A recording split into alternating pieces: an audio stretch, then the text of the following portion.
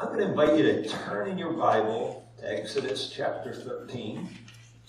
And if you'll notice, we're making some pretty good progress in our study of Exodus. If you compare it to Genesis, by this point in our study in Genesis, we'd probably still be on creation or something like that. So we're making some good headway. And as we come to the scriptures this morning, the first thing we would recognize is Israel's now free. And I noticed over the years that God has a really good sense of timing. I'm not exactly sure when I worked in the past in preparing how we were going to break down Exodus. Apparently God was paying attention, because we're right about it, the 4th of July, and one of the things we're reminded of when we think of freedom is, one, it is not free, is it? It is always fragile. And that is true today, and it was equally true in ancient Israel.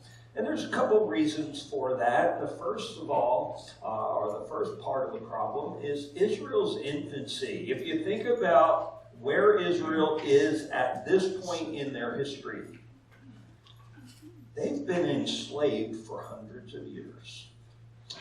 And that has had a very significant impact on them, especially when it comes to their relationship with God. If you put yourself in Israel's shoes, when you have been enslaved for hundreds of years, it's hard to think of yourself as God's chosen people, the people that He is going to bless. It's very difficult to see yourself that way. So they've been enslaved. That's part of the problem. They have never been an independent nation. Now, their time in Egypt, they went from 70 people, if you remember as we were closing Genesis, and Jacob brings the whole family down to Egypt. There's 70 total people that are a part of that Abrahamic covenant.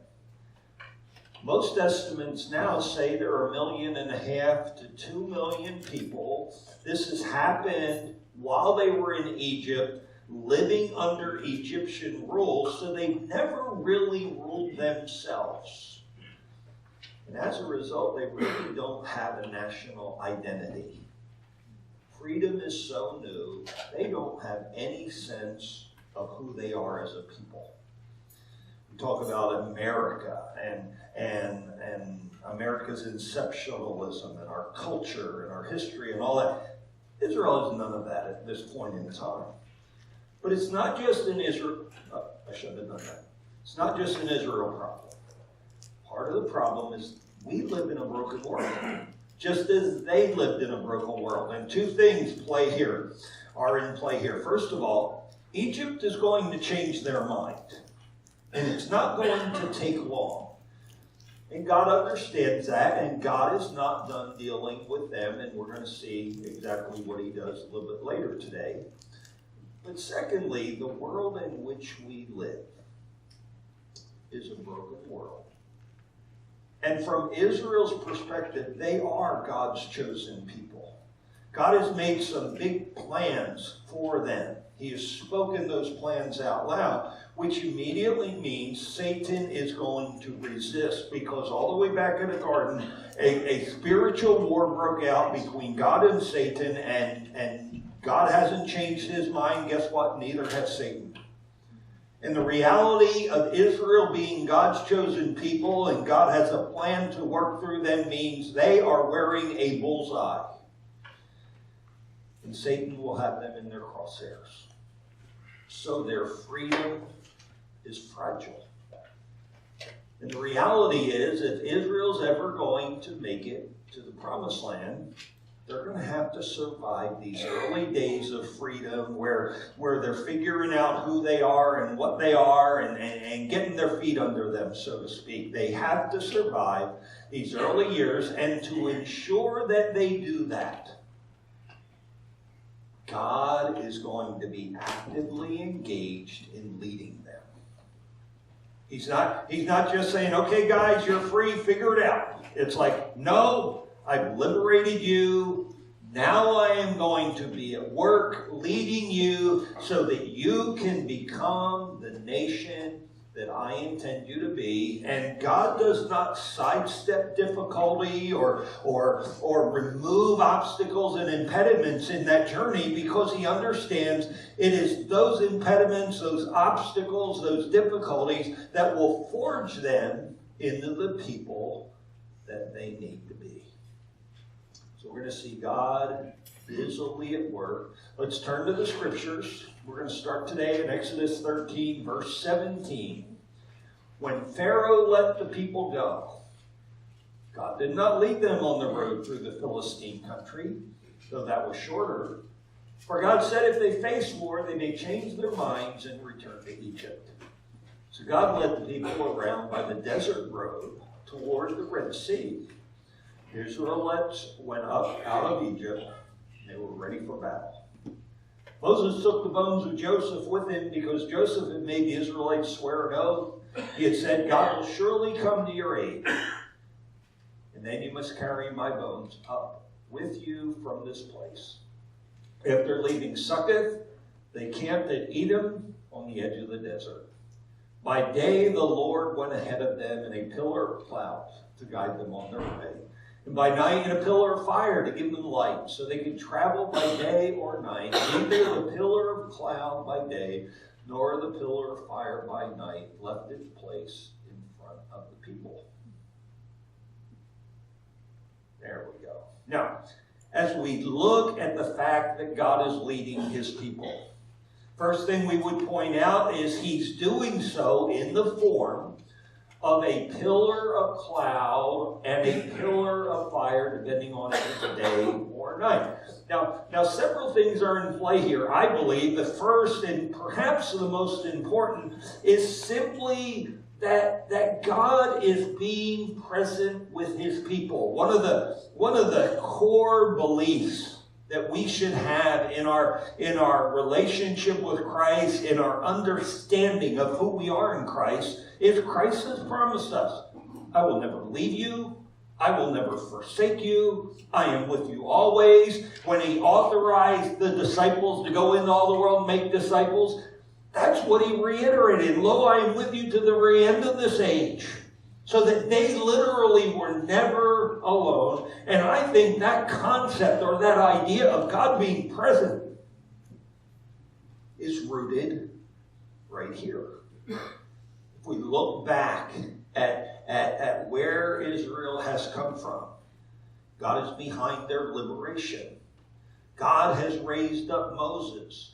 God has compelled Israel's release by imposing the plagues on Egypt.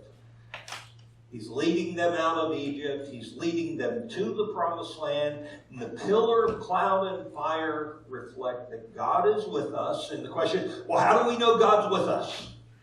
Oh yeah, look. There's a pillar of cloud. There's a pillar of fire. In your whole life, when you woke up in the morning and you scratch your head and say, well, I wonder what I'm going to do today. Have you in your whole life ever looked out the window and saw a pillar of cloud or a pillar of fire with a sign that says, hey, Tim, follow me? This is kind of unusual. Now, the other day, I think it was Friday, I was on the east side of town. I don't know if it was a pillar of fire, but it was a big ball of smoke. Something was on fire over there. Not sure what. I'm just glad it wasn't us. But that, it made me think of that pillar of cloud, pillar of fire. Man, you could see that thing for miles and miles. And it represented God's leading of his people. So we have God's presence. We also have God's direction. And this is interesting, because when we read the text before us, it implied there's at least two routes to go from Goshen in Egypt to the Promised Land. And the text tells us that Israel took the least likely direction. And that makes me wonder, well, why'd they do that? Well, they did that because God was leading them. And he didn't lead them on the shortest, most direct route that in theory would be the easiest route, except God understands, no, if you go that way, you're going to bump into the Philistines, and guess what? The Philistines will not take kindly into you invading their territory, and there will be war. And you're an infant nation, you're just getting your feet under you, and you're not prepared. And so instead, he leads them out into the desert. And we're going to see there's reasons for this. The point is, God is directing them. The pillar assures Israel that God is present, and the pillar gives them very clear, visible clarity as far as knowing which way God wanted them to go. One other point. The pillar of cloud and fire offered God's protection. We don't see it just yet in the narrative. But when Egypt changes its mind, and when Egypt pursues, what we will see is God using the pillar of cloud and the pillar of fire kind of as a buffer, as a force field, if you will, a protective barrier that allows Israel to escape. So when we talk about God leading his people and God being in control of the Exodus, it all starts right here. As God is leading them out, the pillar of cloud and fire says God is with us, God is leading us, God is protecting us, and God is fighting for us. Now let's get a sense. Boy, can you guys see that pretty good? It's far away back there, where I get the look. But here you get a sense of how God was leading them. Because he doesn't take them on that more direct route, which would be basically just hug the Mediterranean coast. As the text said, you're going to run into the Philistines. The Philistines are the notorious enemies of Israel. And there will be a time and a place where God will deal with the Philistines. Basically, it will be in David's time. God is going to use David to establish Israel's border the way he always intended for that to be established. From really, when they get to the promised land, God had an idea. This is what you are going to inherit from me. This is what I'm giving you. And they never really did possess that and secure it in the way God intended. They had to wait all the way till David for that to happen. So there is a day coming when God's going to deal with the Philistines. But it's not today. They're in the early stages of freedom, and God sees the end from the beginning, and he recognizes, if I lead them right up into the Philistines, and the Philistines attack, they're not ready for war, they're liable to turn around and head right back to Egypt. And so, we're going to go another direction. And here's what I think we should understand. God does that same kind of thing in our lives. Some passages you ought to always keep in mind. 1 Corinthians 10:13. There has no temptation taken you but such as common to man. God is faithful. He never allows us to be tempted beyond what we are able, and will with the temptation also provide a way to escape that we can bear it. So right there in that text, we find that God tends to limit what comes our way, and the limit is what he knows that we can handle. We often talk about need to know or need to grow moments. Need to know moments are when life is confusing and I don't know which way to go, what I'm supposed to do. Okay, that's a need to know. I got to figure that out. A need to grow moment is one of those moments when I kind of know what I need to do. I'm not sure I'm ready to do it. That's a need to grow moment. God sends them our way, but he never gives us more than we can handle in any given time. And so he's looking at the scenario. I'm going to get my people to the promised land. Let's go southeast as opposed to northeast, the more direct route. He leads them out into the wilderness on purpose. He has a plan. And here's what we should realize about that plan, because it's very intentional. And basically, there's two things in play that God is trying to accomplish. First of all, as we said earlier, God is not finished dealing with Egypt just yet. Right now, Egypt is still a threat. They will not be a threat by the time we're done our study this morning. Second reason is Israel needs to learn how to trust. And I want you to think about this. We all have different seasons in our life, thankfully. It's really great that life is not just day after day after day of incessant bad news and things going wrong and like we're living Murphy's Law. If anything can go wrong, it will. It's really great that does not define life 24 hours a day, 7 days a week for the entirety of our life. I am glad that we have seasons where things are just going well and life is great. But here's the problem when life is great. It is possible that our trust in God can grow in those life is great seasons, right? That's possible. What does experience tell you about those days? Because what experience tells me when life is great is it's very easy for us to maybe become apathetic or maybe spiritually careless because things are going great. And if we're not careful as things are going great, here's what comes, and we would never think it out loud or intentionally, but it's so easy to get into an approach to life that basically says, well, life is great, I don't need God. Like I said, we would never say that out loud. If somebody came to us and life is going great, hey, do you need God? No, not me. We never say that out loud. But what we say out loud and how we live are two very different things. For instance, and I tell people all the time, what does a lack of prayer say about us?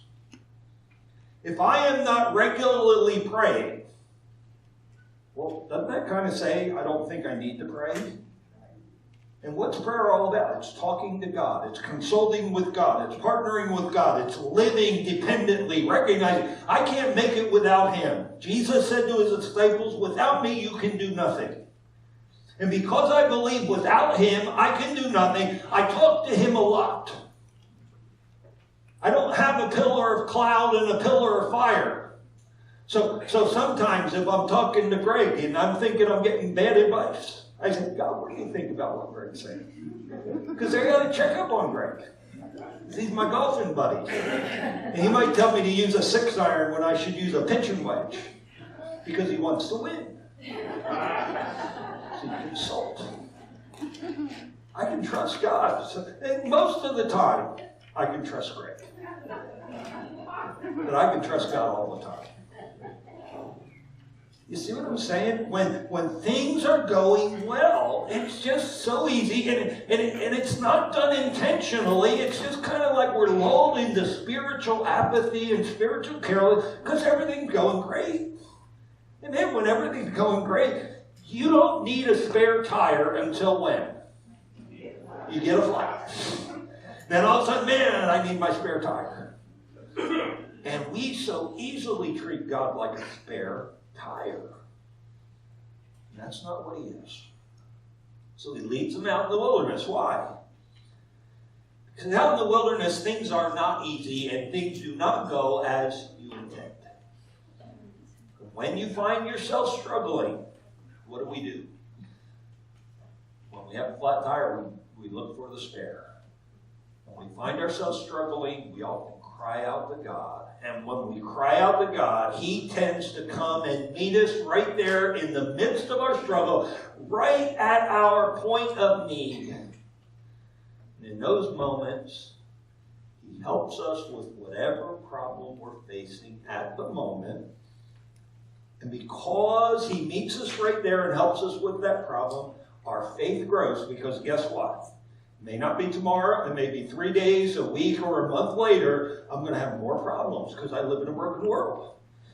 And those moments where I encounter God and He helps me, prepare me for that moment and that moment and that moment, that is to come. The only way that works is I've got to trust Him. I often think of trust through different stories we have in the Bible. You remember Peter?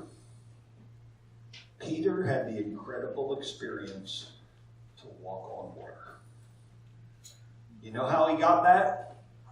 Trusted God. He said, hey, if you're really Jesus, let me come out there and walk on water with you. Jesus said, come aboard. He got to walk on water. Only as he trusted God, as soon as he started paying more attention to the wind and the waves and realized, I can't walk on water, he began to sink. But when he was just fixated on, well, Jesus said, come on out, and so I'm coming on out, I trust Him, he could walk on water. When Noah trusted God, he built an ark and survived the flood. When Daniel trusted God, he continued to pray as he always had, and he found himself in a lion's den. And that particular day, the lions were not hungry because God was in the lion's den with him. And he shut the lion's mouths. Shadrach, Meshach, and Abednego trusted God. They said to Nebuchadnezzar, we're not going to bow down to your idol, and if you have to throw us in the fiery furnace, go ahead, start throwing, because we're not bowing. Because they trusted God, God was with them in that furnace. When we trust God today, we grow. And as we grow, we are preparing for tomorrow's struggles. So God is leading His people. He's got a plan in place. He's going to grow them. And I want to spend the rest of our time this morning looking at how that played out in a real life experience that Israel had. Starting in Exodus 14, verses 1 to 4. Then the Lord says to Moses, tell the Israelites to turn back and encamp near Pi-Hahiroth between Migdol and the sea. They are there to encamp by the sea, directly opposite Baal-Zephon. Pharaoh will think the Israelites are wandering around the land in confusion. They're hemmed in by the desert. I will harden Pharaoh's heart. He will pursue them. But I will gain glory for myself through Pharaoh and with all of his armies, and the Egyptians will know that I am the Lord. And so the Israelites did this. When we look at God's testing, it would appear on the surface that, boy, that sounded like He's got Egypt in his scope, and this is more about Egypt. And I can see that in the text. And He certainly has a plan for Egypt. He's not done with them. But Egypt is not His focus. Israel is His focus. He's going to use Egypt to work within His people. And that all starts when Egypt changes his mind. God's leading them. And look at verse 5. When the king of Egypt was told that the people had fled, Pharaoh and his officials changed their minds about them and said, what have we done? We have let the Israelites go. We've lost their services. Go all the way back. I want to say it's Exodus 3. where God said to Moses as he was calling him, I know Pharaoh. I know what he's thinking. I know what he's feeling. I know how he's going to respond and exactly what he's going to do in any given situation. I knew it when you first went to him. I knew it from plagues 1 through 10. I know it at this particular time. So that in the first 4 verses we read God, and again, this is an example because it says, well, God hardened his heart. How did he do it? By leading Israel in a way that Pharaoh would conclude, these people don't know what they're doing. They don't know how to get to where they're going. They're confused and they're vulnerable. And here he's thinking, what have we done? I just let our entire workforce walk out the door. Now we're going to have to do our own work. Work is hard. It's much nicer when someone works for you and we don't have to pay them. He knows Pharaoh. He knows Pharaoh will regret the lost workforce. He knows Pharaoh is going to want revenge for what has happened in Egypt. He knows Pharaoh will want to insert himself as the ruler of Egypt. And there's no better way to do that than to mobilize the army, chase Israel down, kill a bunch of them, and enslave the rest of them. And that's exactly what he does. So he had his chariots made ready, and he took his army with him. He took 600 of the best chariots along with all the other chariots of Egypt, with officers over all of them. The Lord hardened the heart of Pharaoh, king of Egypt, so that he pursued the Israelites, who were marching out boldly. The Egyptians, all Pharaoh's horses and chariots, horsemen and troops, pursued the Israelites and overtook them as they camped by the sea near Pi-Hahiroth opposite Baal-Zephon. What we read here, I think, is the Egyptian equivalent to shock and awe. You remember when we invaded Iraq, was it like a week that this just was like the 4th of July, only it was real bombs and not fireworks. And there were missiles and there were airstrikes, and I really think it was all about displaying America's military power, not just for Iraq, but for the entire world to see, look at what we can do. And it was meant to demoralize the enemy, and it was meant to intimidate. And I kind of think that's what Pharaoh is doing here. There's 600 of the best chariots, and then all the other chariots. So I'm not sure how many chariots are there, but there's a lot. I'm not sure if there's 1 horse, or 2 horses, or 3 horses pulling these things. But there could be thousands of horses, and they mention horsemen, so apparently there's people riding horses that aren't a part of all the chariot stuff. And then there's troops. And if military protocol is similar today and was true back then, as the troops march, generally there's drums or something to provide a cadence.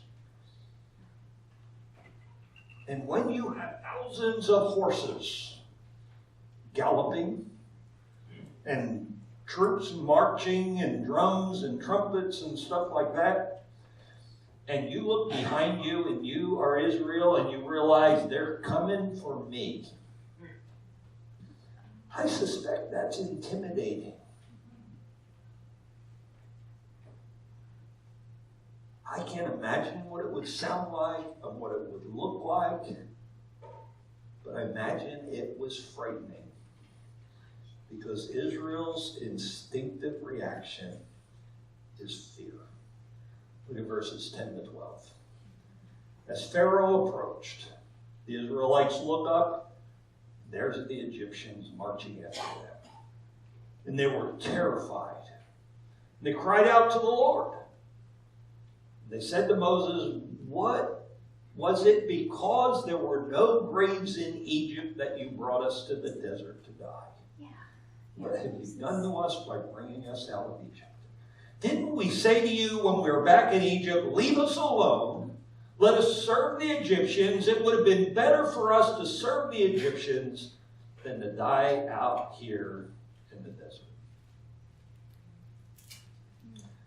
Let me point out a few things. When they see the Egyptians coming, obviously they're terrified, and the text told us, go back there. The text told us, what's it about the fourth line down? They cried out to the Lord. Now, we don't really know what they said, and we don't know how they were doing that. We're going to get a clue a little bit later in the narrative. But it's just kind of quick throw in. They cry out to the Lord.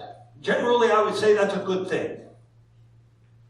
I suspect this is not necessarily the best kind of crying out to the Lord. Like I said, we'll see that in just a second. Why doesn't Moses elaborate on that? I would suggest it's because Moses is the author of Exodus, right? Okay, if you put yourself in Moses' shoes and you're thinking about this moment, what was most impressed on Moses' mind at this time is not so much what they're crying out to the Lord, it's what they're saying to him directly, because that's where he spends the time elaborating. And what they're saying to him and what got his attention was they're saying, hey Moses, why did you bring us out here into the desert? Was it because there were no graves in Egypt? Moses, what have you done? Why didn't you leave us alone? We told you back there when you first went to Pharaoh and he made our life harder. We told you leave us alone and you didn't. And now, look, we're out here and we're all going to die. It would have been better for us to be slaves.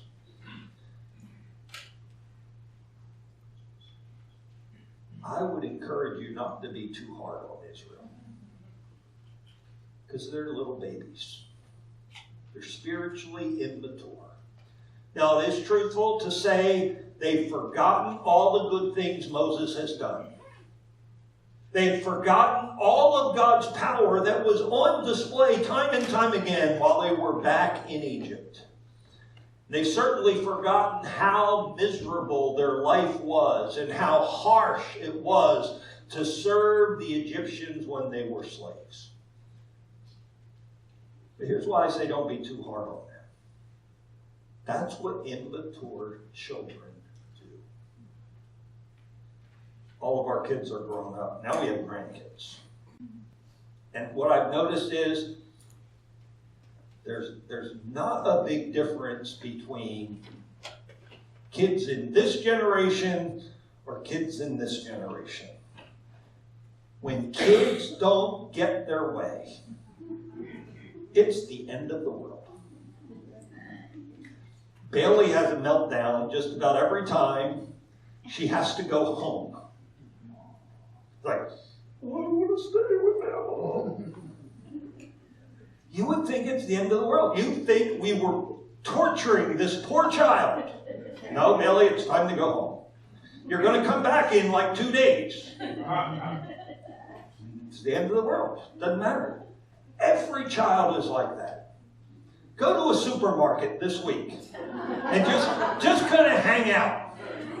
And sooner or later, you'll see a kid that wants a bag of Cheetos or a candy bar or something. And the mom or dad will say no. And instantly, you would think we were in the midst of the battle of Armageddon and it was the end of the world. Why? Because the child couldn't get Cheetos. It's the end of the world.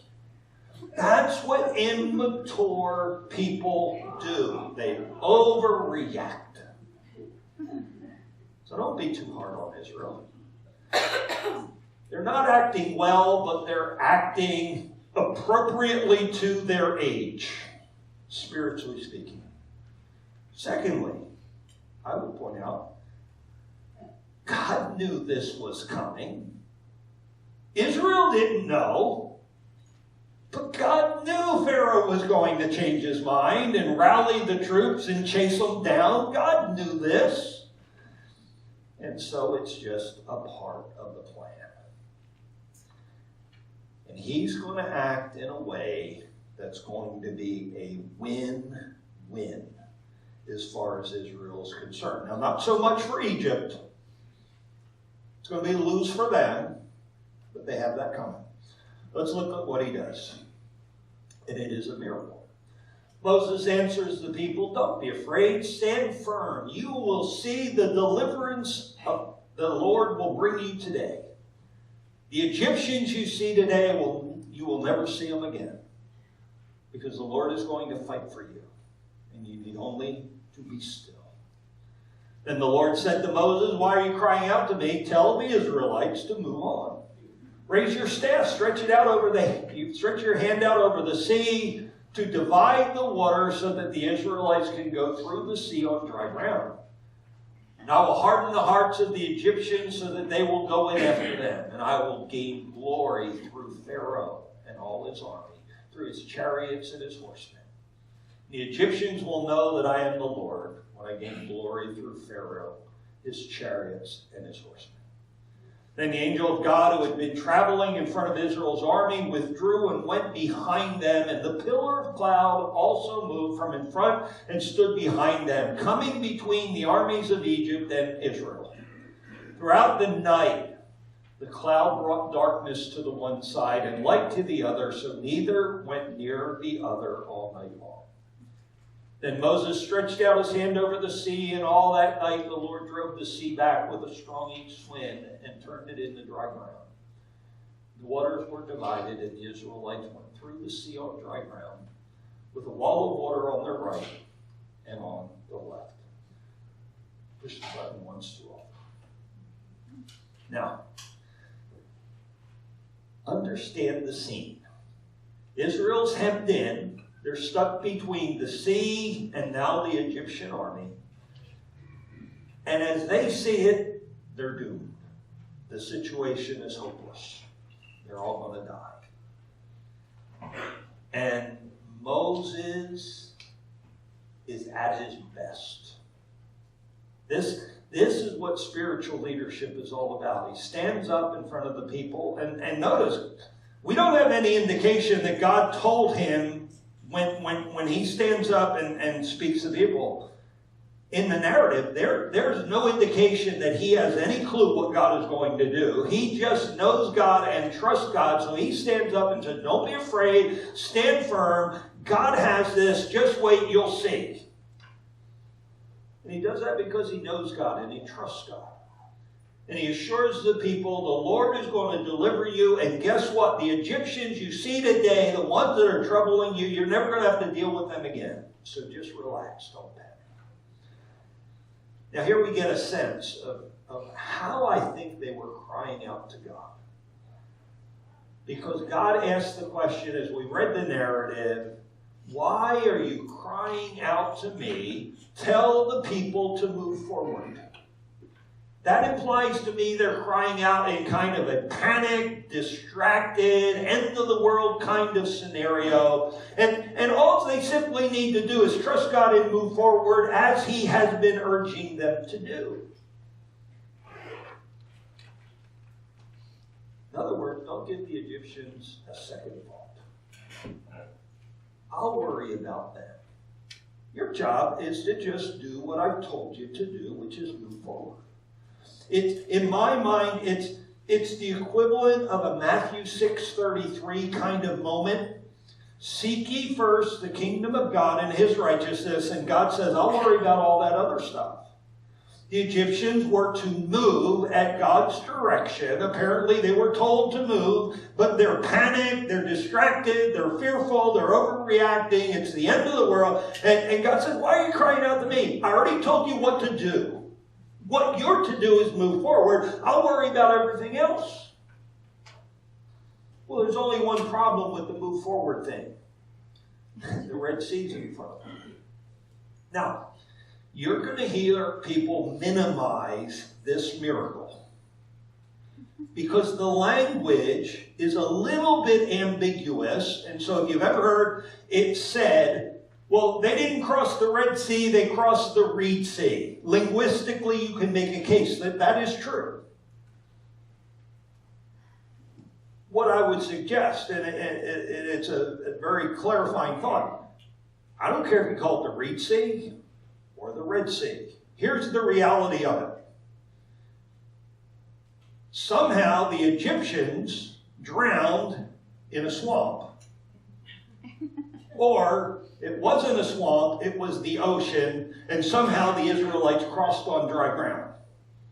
Because they both went in the water at the same point. And somehow the whole army drowns and this whole nation survives. So there's a miracle attached to this moment, and it doesn't matter if it's the Reed Sea or the Red Sea. There's a miracle here. And the miracle is described for us clearly in Scripture.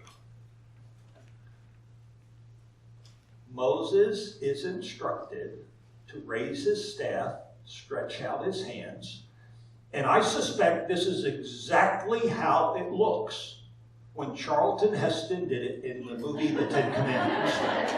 So if you ever want to know what that looks like, you just go on your Netflix or whatever and get that movie, and there's Charlton Heston in all of his glory parting the sea. I'm sure it's exactly how it happened.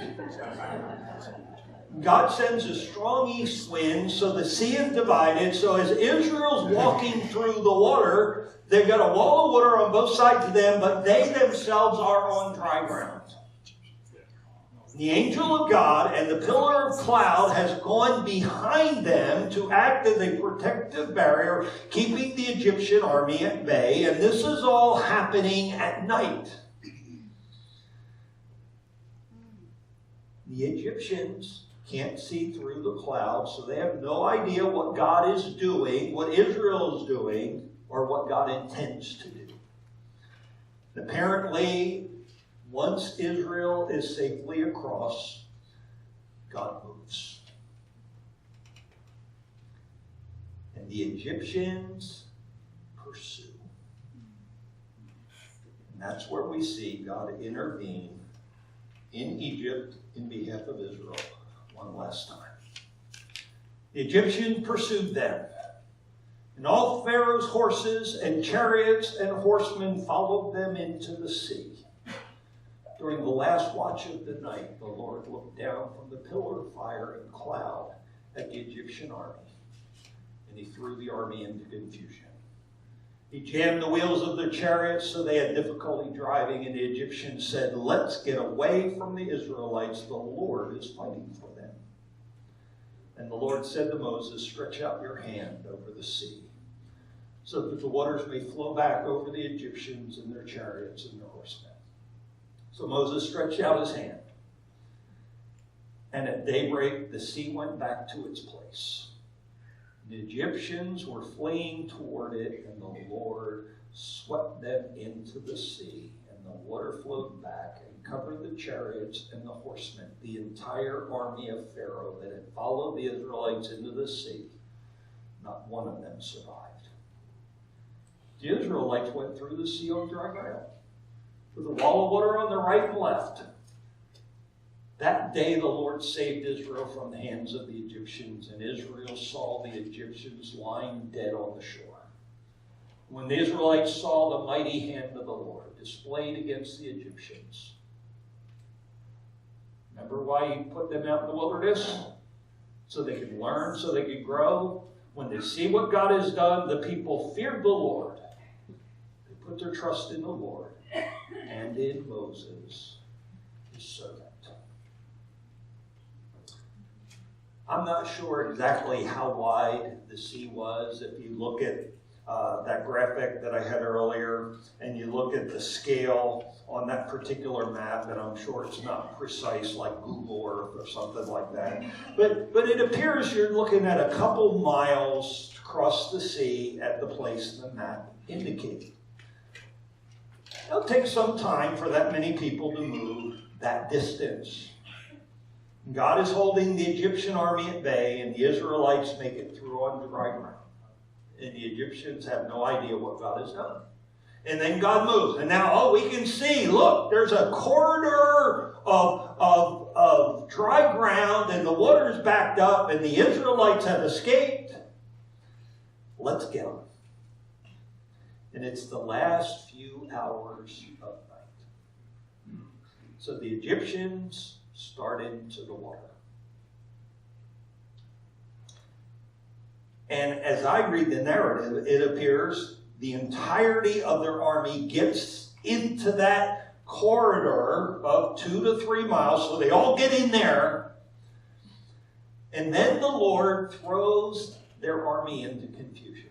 And it's interesting, the Egyptians immediately recognize the Lord is fighting for them. Now, just a thought, why do you think they recognize that? Think about their recent history. The Nile turned to blood, and gnats and flies and frogs and darkness and boils and hail and all of that nonsense. They saw God's fingerprints all over this. I had a number of fatherly lectures for my kids when they were little. One of them was about trust. When they did something wrong, it took a long time to get trust. And in every one of those trust lectures, there was always the same line. You know what? If you got caught robbing a convenience store, and you lived in neighborhood A, and the convenience store in neighborhood A got robbed, you know who'd come knocking on your door? The cops. You know why? Because you're a known convenience store robber. Right? Okay. The Egyptians have seen God at work. They know what God's like. And their first instinct when things aren't going well and they're in the middle of the sea is, uh-oh, we're fighting God again, just like we just did in the series of the plagues. And they're scared to death, and they start scrambling to get out of the midst of the sea, but it is too late, because God tells Moses to stretch out his hand once again. The sea returns to its place, and the entirety of Pharaoh's army drowns. The text says not one survived. And if we can go back and look at that last verse. When the Israelites saw the mighty hand of the Lord displayed against the Egyptians, the people feared the Lord. And they put their trust in the Lord, and they put their trust in Moses, his servant. That, my friend, is exactly what God intended when instead of going northeast and hugging the Mediterranean coast to head for the Promised Land, he headed south. This is exactly how God intended this to play out. Now, let me wrap it up. And as I said earlier, don't be too hard on Israel. They're an infant nation. And God has led them out of the wilderness because they need to grow up, and he understands the best place for them to grow up is in the wilderness, where things can be difficult. And I would suggest, for our benefit and our personal application, that same principle is true for us. And when God allows difficulty into our life, he's not trying to harm us. Our job is to trust him. Our job is to follow him. He doesn't immunize us from trials. He doesn't give us that happily ever path that Tony mentioned earlier. Life doesn't work that way. We live in a broken world. And God allows that difficulty. And he calls us trusting him because he knows something. When I trust God in the midst of the difficulty and he meets me right there, that's the best way for me to grow. And so as you start experiencing the challenges that life throws at us, let me point out a couple things. First of all, none of us ever have and none of us ever will face a challenge that is too big for God to handle. Secondly, as we are tested, when we meet the challenge head on with God's provision, some good things happen. First of all, God's plan moves forward. Second of all, my faith grows. Third of all, I am being prepared for the challenges that come in my future, because the rest of our life, I will have them. And that's exactly what God intends. I want to close with, I think it's a cool verse. We usually don't apply it in this direction. Being confident of this very thing. He who has begun a good work in you, that would be God through Jesus Christ. What will he do? He will carry it on to completion. God has started a work in my life. He's going to complete it.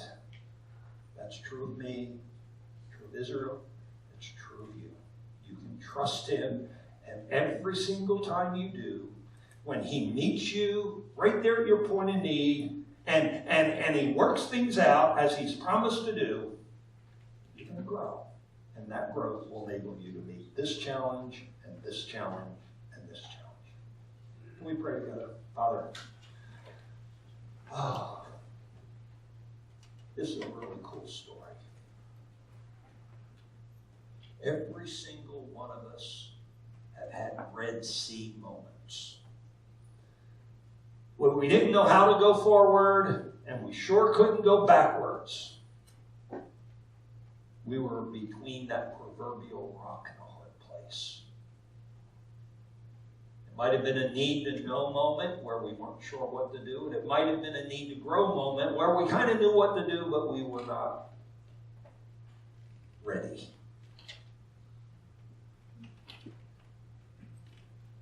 What we see here is how you delivered your people from that rock and a hard place moment. As big an obstacle as the Red Sea was, you parted it. As scary as the Egyptian army was, you drowned it. There's not an obstacle we will ever face that is bigger than you. Your promise to us is you will never leave us, you will never forsake us, you are with us always. You invite us to trust you. And you promise that when we do, you will make our paths straight. And Father,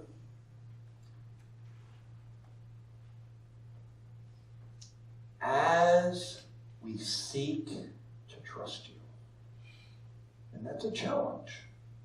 We're all at different places in our walk with you.